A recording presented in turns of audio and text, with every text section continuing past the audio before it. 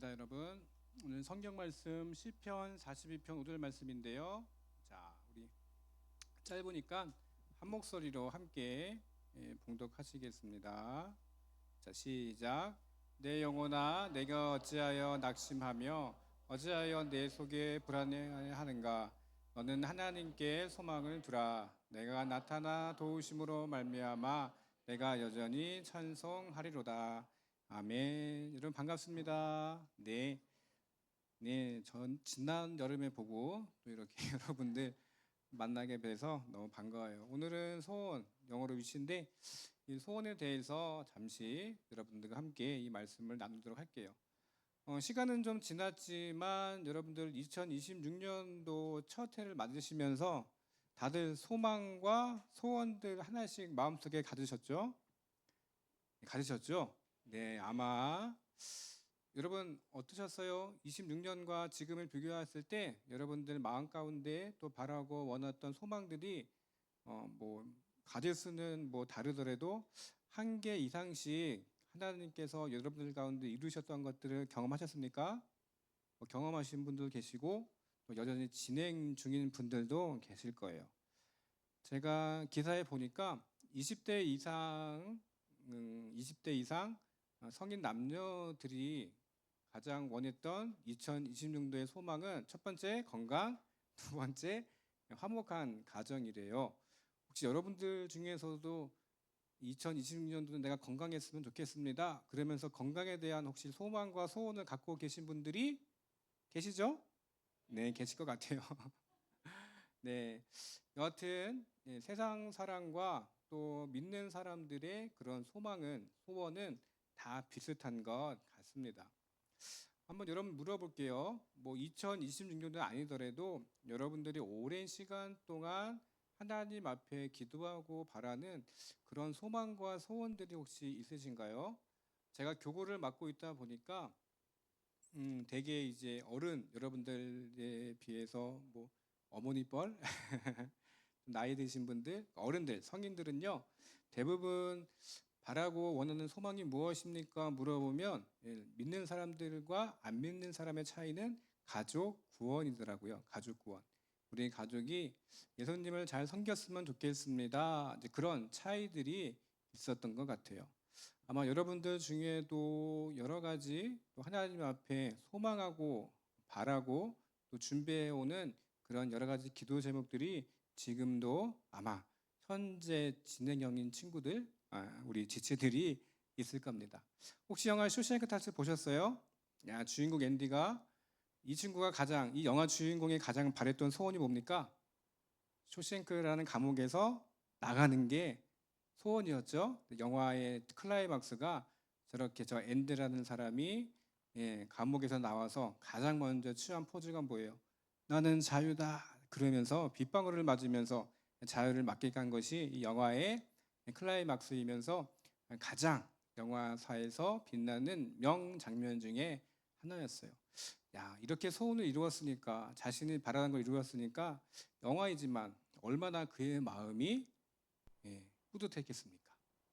자, 한번 여러분들에게도 질문하는 내용이에요. 여러분들 아까도 제가 질문했지만 하나님께서 내가 바라고 원하는 여러 가지 소망과 기대가 있지만 지금도 여전히 하나님은 침묵하시는 것 같고 하나님은 내 기도에 관심이 없으신가?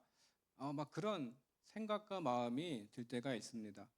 내가 하나님 앞에 이러한 기도 또 이런저런 간구를 드렸지만 하나님은 내 기도에 응답하시는 것 같지도 않고 하나님은 내 기도 가운데 전혀 반응도 하지 않으시고 그때 여러분들의 마음은 어땠을까? 한번 여러분들의 그런 경험들을 이 시간 한번 생각해 봤으면 좋을 것 같아요.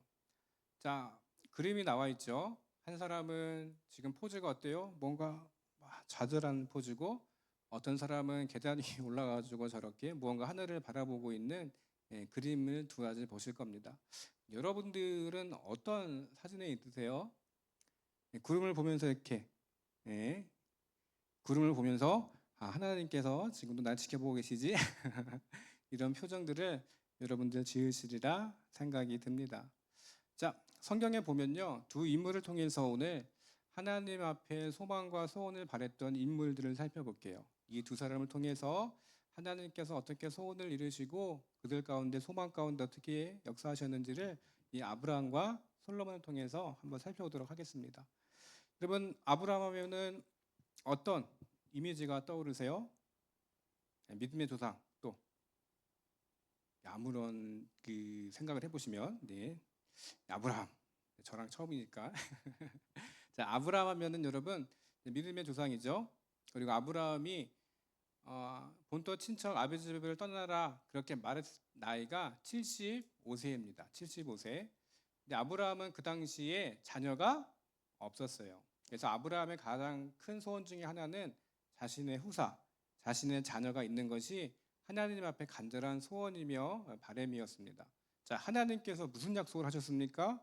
친척과 아버지 집을 떠나라. 내가 너로 큰 민족을 이루게 하겠다. 그렇게 하나님 약속하시고 이제 아브라함이 길을 떠납니다. 자, 하나님이 약속하셨어요.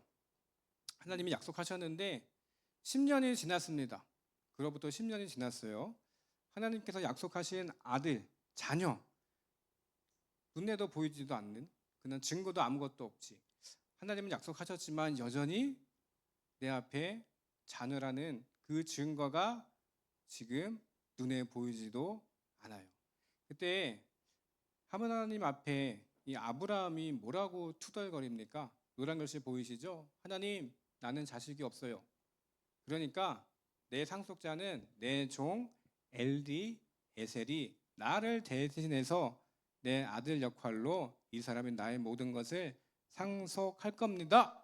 하나님 앞에 그렇게 통보합니다. 이 본문을 자세히 들여다보면요, 아브라함의 말투가 친절하진 않아요. 성경 원문을 보면 마치 하나님과 딜을 하듯이. 여러분들 혹시 뭔가 상황에 여러분들이 안 맞아가지고, 예를 들어 여러분 부모님들을 어렸을 때 한번 생각해 보세요. 엄마 아빠가 무언가 해주겠다 약속했는데 엄마 아빠가 뭔가 잊어먹고 얘기를 안 들어줘요. 여러분들 참고 기다리셨어요? 아니면 막 왜 이렇게 안 해줘요? 막 하셨습니까?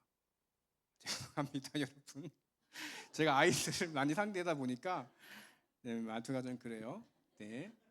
자, 아마 여러분들은 착해서 대부분 그럴 수도 있지만 어떤 분들은 막 대들다시피 하는 친구들도 있을 거예요. 아브라함의 이 말투가 대드는 그런 어투였습니다. 하나님 약속을 하셨잖아요. 저에게 상속자를 주신다 약속하셨는데 지금 이렇게까지 상속자가 없고 10년이 지나도 아무 결과 없으니까 나는 그냥 저 사람 엘리에셀을 내 상속자, 그냥 내 후계자로 둘랍니다. 자, 하나님을 그렇게 일방적으로 통보합니다. 하나님이 어떻게 반응하셨을까요? 너 왜 그렇게 못 참냐? 그러면서 하나님이 막 그렇게 이 아브라함에게 직설적으로 막 혼내셨을까요? 우리 하나님 참 친절하십니다. 뭐래요? 노란 글씨에 내 몸에서 날 자가 내 상속자가 될 것이다. 너에게 분명히 아들이 있을 거야. 한 번 더 하나님께서 이 아브라함을 위로해 주십니다.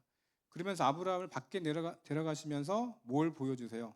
밤하늘의 별을 딱 보여주면서 아브라함을 위로하는 거예요. 하늘의 별처럼 너의 자녀들, 너의 후손들이 이렇게 많아질 것이다. 하나님께서 이 아브라함을 위로하십니다. 자, 그 말씀을 듣고 아브라함이 하나님을 신뢰하고 다시 한번 믿습니다. 그래요, 하나님, 제가 하나님을 믿겠습니다. 하나님께서 이렇게 약속해 주셨으니까 저 하나님 붙들겠습니다. 그렇게 아브라함이 하나님에 대한 신뢰를 한 번 더 갖게 됩니다. 여러분, 믿는 것이 왜 중요할까? 여러분, 로마서 4장에 보시면 사도 바울이 이렇게 말씀하죠. 믿음이 없어 하나님의 약속을 의심하지 않고 믿음으로 견고해져서 하나님께 영광을 돌리며 약속하신 그것을 또한 능히 이루실 줄을 확신하였으니 그러므로 그것이 그에게 의로 여겨졌으니, 그러면서 이 아브라함의 믿음에 대해서 이 바울이 칭찬을 하는 이 로마서 말씀이 있습니다. 의심하지 않고 그래도 하나님 말씀하셨으니까 내가 신뢰하겠습니다라는 그 믿음 그 자체가 중요하다는 것입니다. 여러분, 존 버년의 철로 역정이라는 책이 있어요. 필그림이라고 써 있죠. 더 필그림 프로그레스. 예, 필그림은 순례자라는 뜻이고 프로그레스는 전진하다 그런 뜻이 있어요. 그래서 순례자의 길, 말 그대로 천국으로 가는 역정 길 그런 뜻이 있습니다. 이 철로 역정 혹시 보신 분도 계시겠지만 천국에 가는 그 길이 쉽지가 않습니다. 여러 가지 방해의 길들이 사방에서 막 펼쳐져요. 의심, 좌절, 분노 여러 가지 것들이 이 순례자의 길을 막아요. 그것처럼 믿음으로 가는 길은 그렇게 쉽지가 않다는 것을 우리 청년들 기억했으면 좋겠습니다. 자, 여러분 그러면 아브라함이 아들을 원했다고 그랬죠? 자, 아브라함은 이삭을 몇 세에 얻었을까요? 맞아요, 100세. 맞아요. 100세. 하나님께서 아브라함에게 본토과 친척을 떠나라가 말씀하신 게 75세예요. 100세의 아들을 낳았죠. 몇 년이 걸렸습니까? 아, 맞아요. 계산 잘하시네요. 맞아요. 25년이 걸렸어요. 자, 그의 나이 100세 때 하나님께서 참고 기다리고 했을 때 하나님은 이 아브라함을 통하여서 후사를 허락하시고 그의 소원 가운데 하나님이 이루셨다는 것을 우리가 보게 됩니다. 저렇게 이삭을 안고 있는 사진, 여러분 아브라함이 얼마나 기뻤을까요? 여러분 여기 결혼하신 분들도 앞으로 계시겠지만 저런 기분은 여러분들 결혼하시면 충분히 느끼실 그런 느낌이니까 빨리들 결혼하시기를 축원드립니다. 네, 자, 또 한 사람은 솔로몬이에요, 여러분. 여러분 잘 아시는 솔로몬.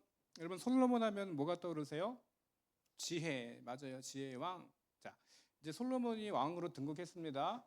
솔로몬의 아버지는 누구였죠? 다윗이었어요. 다윗과 솔로몬은 좀 뭐랄까 같은 왕이었지만 이 솔로몬은 여러분들 잘 아시는 대로 태생적으로 금수저. 태어나니까 아빠가 다윗이잖아요, 그렇죠? 다윗은 우리가 흔히 이야기하는 흙수저라고 그러잖아요.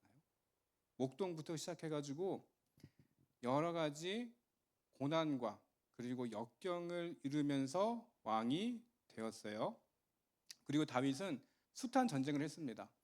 여러분 사무엘 상하를 보면 이 다윗이 전쟁을 통해서 왕위에 올라요. 여러분 아람 군대나 뭐 블레셋의 숱한 전쟁을 몸소 뛰어들어서 왕이 된 인물이 이 다윗이에요. 그럼 여러분 백성들이 볼 때 이 다윗과 솔로몬 중에 이 백성들은 과연 더 누구를 좋아했을까요? 다윗, 맞아요. 다윗을 좋아했어요. 왜요? 전쟁에서 직접 나가서 군대를 지휘했죠. 그만큼 이 낮은 곳에서 높은 자리까지 올라왔기 때문에 많은 사람들에게 선망의 대상이면서 정말 다윗은 와 진짜 우리의 왕이다. 그러한 인식들이 이 이스라엘 사회 가운데 확연하게 있었습니다. 그런데 이제 솔로몬은 뭐예요? 태어나니까 아빠가 다윗이네. 그리고 많은 형제들이 있었습니다. 우여곡절 끝에 이 솔로몬이 이제 왕위에 올랐어요.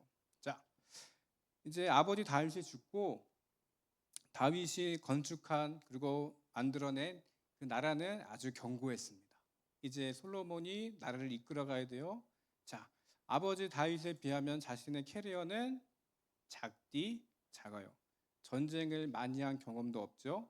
그리고 아버지 다윗처럼 정말 낮은 곳에서 높은 데까지 그렇게 차곡차곡 걸음을 올라가면서 왕이 된 케이스가 아니었기 때문에 심적으로 부담감이 많았어요. 그리고 백성들에게 마음을 얻어야 돼요. 그런데 백성들이 과연 나의 마음을 알아주고 나를 잘 따라줄까? 그게 걱정이었습니다. 자, 그래서 다윗은 하나님 앞에 기도합니다. 자, 무엇을 갖기 위해서 이 솔로몬이 여러분들 기도하죠? 자, 성경에 보면 뭐라고 나와요? 자, 한번 볼게요. 나의 하나님 여호와여, 주께서 종으로 종의 아버지 다윗을 대신하여 왕이 되게 하셨사오니 종은 작은 아이라 출입할 줄 알지 못하고 그러고 있습니다. 자, 얘기가 보이죠? 예, 지금 솔로몬이 뭐라 그래요? 작은 아이, 자기는 아무것도 할 수 없는 이 아기처럼 정말 나는 아버지 다윗에 비하면 정말 아무것도 할 수 없는 그런 사람이에요, 하나님. 지금 이렇게 하나님 앞에 자신이 작고 낮은 자, 하나님의 도움 없이는 정말 왕으로서 어떤 책무도 할 수 없습니다라고 솔직하게 지금 하나님 앞에 기도하고 있습니다. 자, 그러면서 또 뭐라고 기도합니까? 주께서 택하신 이 백성들 수요가 셀 수 없고 정말 많아서 이 백성들을 내가 어떻게 관리할 수도 없으니 하나님 도움을 주십시오. 그렇게 기하는 거예요. 나는 뭐라 슈퍼히어로가 아닙니다.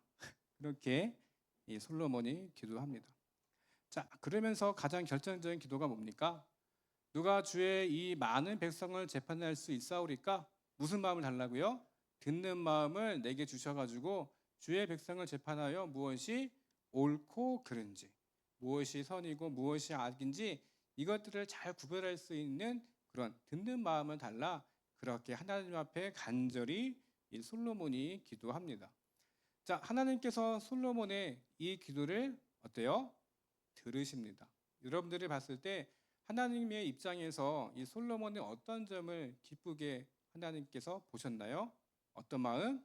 맞아요. 백성들에게 듣는 마음. 왕으로서 무엇이 정확한지 편중되지 않고 정말 돈의 흐름에 흔들리지 않고 누군가에게만 마음을 기르는 것이 아니라 공평하게 백성들을 판단할 수 있는 그런 마음을 달라는 이 솔로몬의 기도를 하나님은 들으십니다.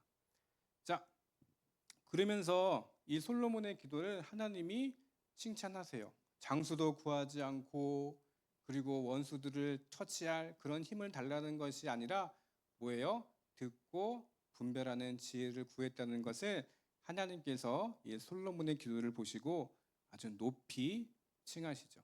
자, 그러면서 하나님께서 무엇을 약속하십니까? 자, 우리가 잘 아는 솔로몬 하면은 북이 영화가 생각나죠? 예, 네가 정말 지혜만 구했으니 백성을 위한 하나님의 마음을 구했으니 내가 너에게 모든 것을 더하겠다. 하나님 그렇게 약속을 하십니다.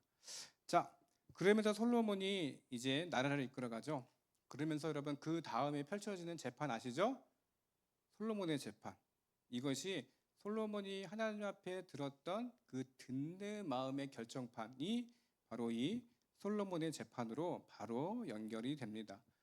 여러분 솔로몬의 재판 아마 잘 아실 거예요. 두 명의 여성이 있었습니다.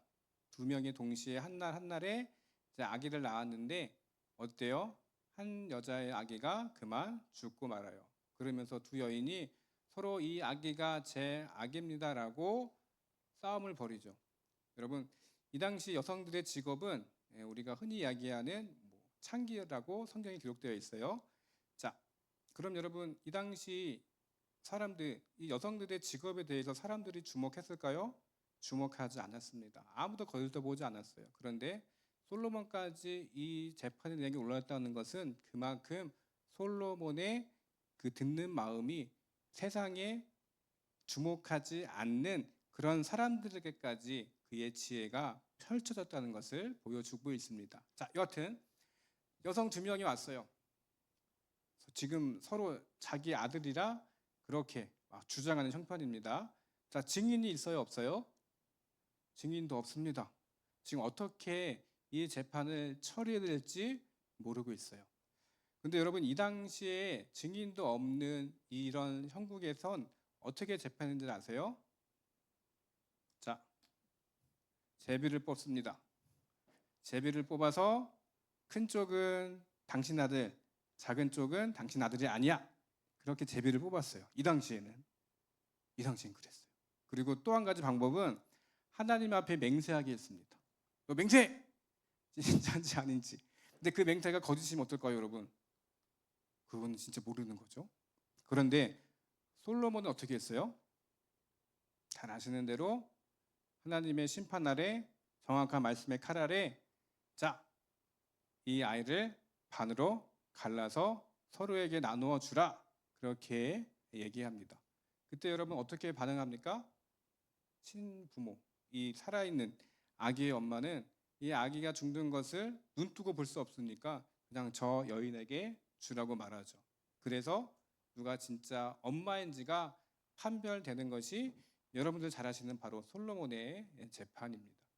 맞아요. 바로 그만큼 하나님께서 이 재판 가운데 증인도 없는 이 시대 가운데 이 사건을 통해서 하나님은 솔로몬에게 무엇이 옳고 그른지 정확한 판단을 할 수 있는 그런 지혜가 바로 이 솔로몬의 재판이었어요.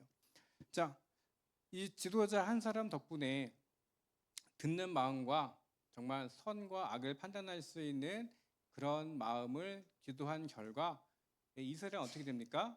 단에서 부엘세바. 단에서 부엘세바는 당시 이스라엘 북쪽에서부터 남쪽까지 이 모든 나라였어요. 자, 이 이스라엘이 풍족하게 풍요로운 가운데 살았다는 것을 말씀하고 있습니다.